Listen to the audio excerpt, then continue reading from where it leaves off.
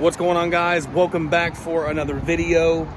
In this one, we're going to be talking about Firelane and the specific rules and regulations that may be required for you in your state. But if you're new to the channel, don't forget to hit that subscribe button and that notification bell icon. That way you can be notified anytime we release some new content. Now, let's talk about Firelane. As you can see behind me, we are striping a lot of Firelane, and it actually continues all the way on the other side of this building. And you have to understand that Firelane code, the rules and regulations are going to vary from state to state. And in the state that I live in, the Firelane has to be marked Firelane no parking every 30 foot. So if you come across some of these jobs that don't have the appropriate dimensions on these particular jobs, when you get called out to go do a quote or something, make sure you address that. Make sure you address those pain points.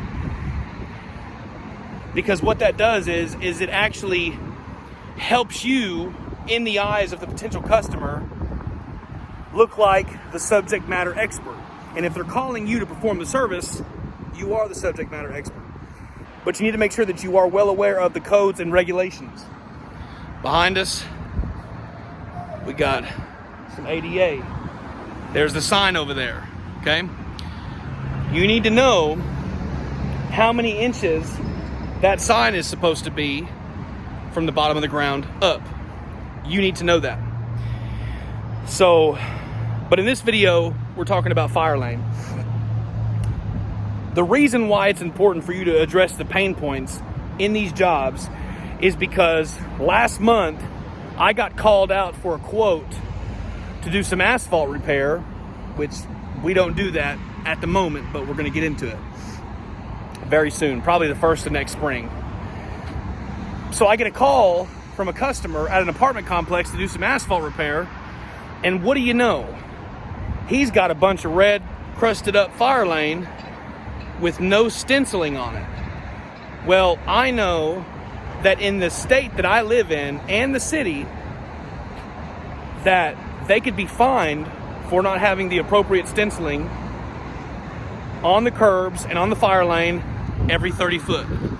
So what happened is I addressed the fact that he did not have the appropriate stenciling. And in the case of an emergency where something happens, hopefully not, we never want an emergency to happen or a fire to take place, but if it did, and somebody found out that his curbs were out of code, that could result in potential litigation against him. Now, that was on that apartment complex. Anyways, long story short, by addressing those pain points, we were able to take a job that he originally wanted some asphalt repair on. He ended up finding somebody else. He let us do the striping on the Firelane. It ended up being almost half a mile of Firelane curbing all around an apartment complex. Anyway, long story short, we ended up charging $5,000 on that job from addressing pain points. You need to know, as the service provider, about the particular codes and be informed of that. You need to know that. So in this job is another job. Of course, they had theirs up to code. This is just a restripe. Pretty big job. Anyways, if you made it this far in the video, comment Firelane in the comment section down below, and we will see you in the next video.